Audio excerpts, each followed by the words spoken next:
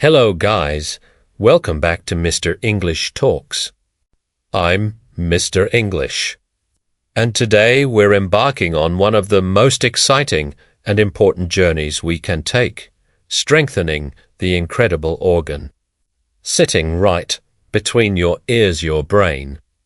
For all my English learners out there, this isn't just about vocabulary or grammar.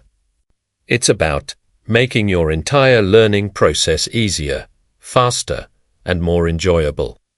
Think of your brain not just as a storage cabinet for words, but as a muscle, a magnificent supercomputer that gets better and sharper the more you challenge it. And just like any muscle, if you don't use it, you lose it.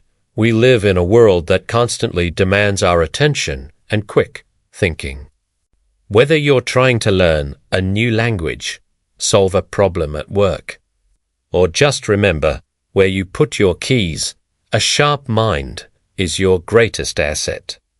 Today, I'm giving you a powerful toolkit, 10 brain exercises that, when practiced consistently, will dramatically boost your cognitive function, memory, focus, and creativity. I'm not talking about complex science. I'm talking about simple, effective, and sometimes surprising activities you can weave into your daily life starting right now. I promise you, by the end of this script, you will have 10 actionable steps to truly transform your mental clarity. Let's dive deep into this fascinating topic. Exercise 1. The power of ambidexterity, switching hands hour first. Exercise is a fantastic way to wake up the parts of your brain that usually take a back seat.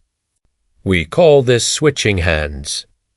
Most of us are either right-handed or left-handed, meaning one side of our brain, the dominant side, does most of the heavy lifting for motor skills. When you try to use your non-dominant hand for simple tasks, you force your brain to create new neural pathways. It's like building a new road in an unused part of the city. The actionable step: start small. For 1 week, try brushing your teeth with your non-dominant hand. It will feel awkward, clumsy, and maybe a little funny at first. That feeling of awkwardness, that's your brain working hard, creating new connections. Once you're comfortable with brushing, try stirring your coffee, clicking the mouse, or even eating with your non-dominant hand. You don't have to write a novel, just engage in simple, repetitive tasks. This simple act enhances cross-brain communication, which is crucial for complex tasks like language processing and creative problem-solving. Imagine the two hemispheres of your brain starting to talk to each other more efficiently. That's what you are achieving.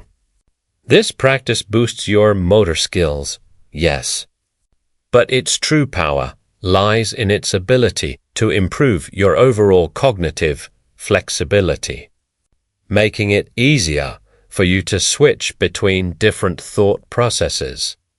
Exercise 2. Master a new language or a dialect well. You are already doing this, but I want you to level up. My second brain exercise is one of the most potent cognitive boosters known to science: learning a new language.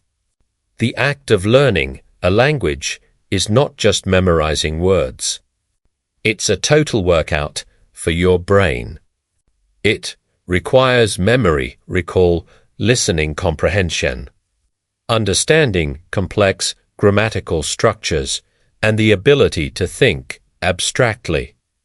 When you learn a new language, you are literally giving your brain a new operating system. The story: I once had a student who was struggling with focus. He would study English for an hour, but his mind would wander. When he started learning basic Spanish phrases for fun. Just 15 minutes a day, something incredible happened.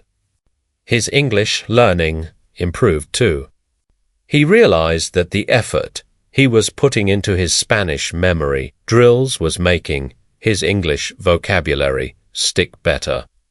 He was training his memory muscle with Spanish. And the benefits transferred directly to English, the actionable step. If you are learning English, great.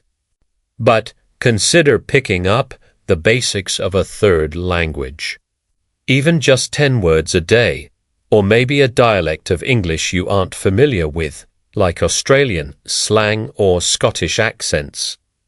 The initial struggle to translate, to process new sounds, and to manipulate grammar rules significantly enhances the density of your brain's grey matter, the area associated with muscle control and sensory perception.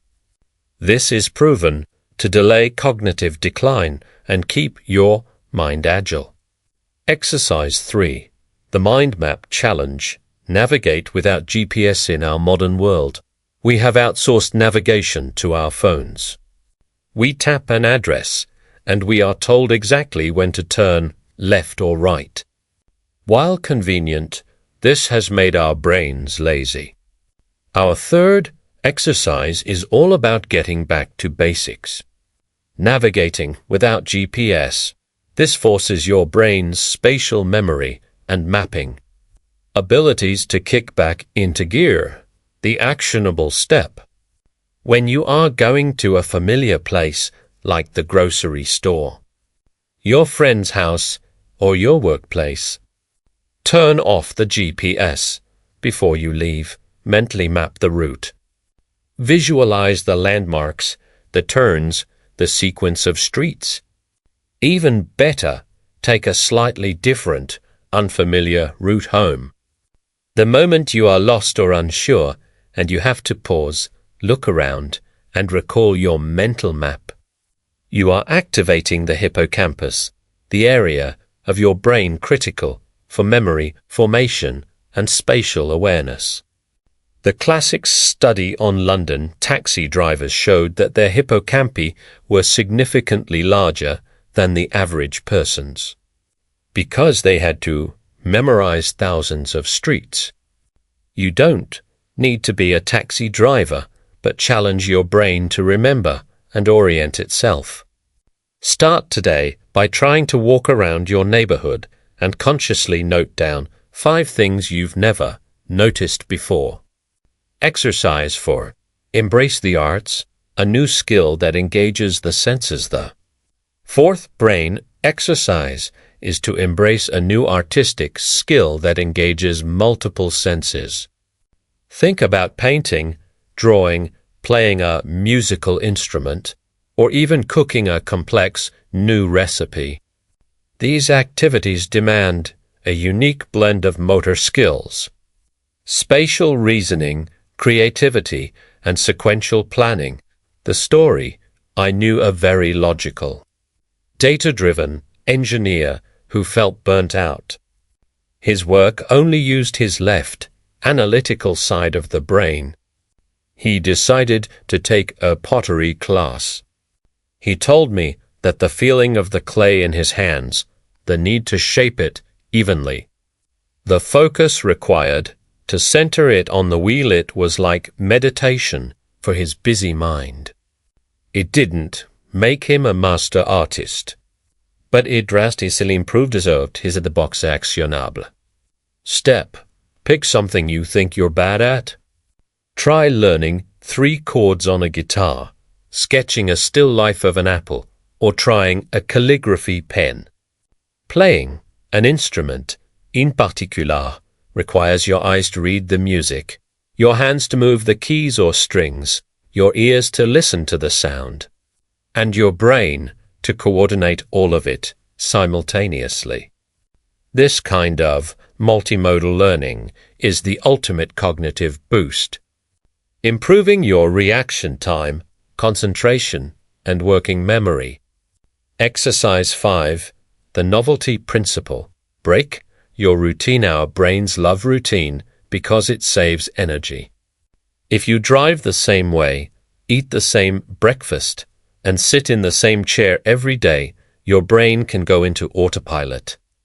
The fifth exercise, and one of my favorites, is to intentionally break your routine with what I call the novelty principle. The actionable step: do something small and new every day. Try wearing your watch on the opposite wrist. Change the order of your morning routine, maybe shower before coffee instead of after. Read a book genre you usually avoid, like science fiction if you only read history. The moment you introduce novelty, your brain has to pay attention. It has to process new information, make new decisions, and create new associations. This sharpens your attention to detail and improves memory consolidation. When you force your brain out of its comfort zone, even for a few minutes, you are essentially training it to be more adaptable and ready to handle unexpected challenges, a skill that is invaluable for quick thinking and problem solving. 6. The teach it technique. Explain complex ideas simply. Our sixth exercise is a fantastic way to check your understanding and cement information in your memory.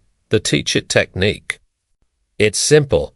If you want to truly know something, try to teach it to someone else. The story: Richard Feynman, a Nobel Prize-winning physicist, famously used a technique where he would try to explain the most complex physical theories as simply as possible, often imagining he was teaching it to a first-year university student.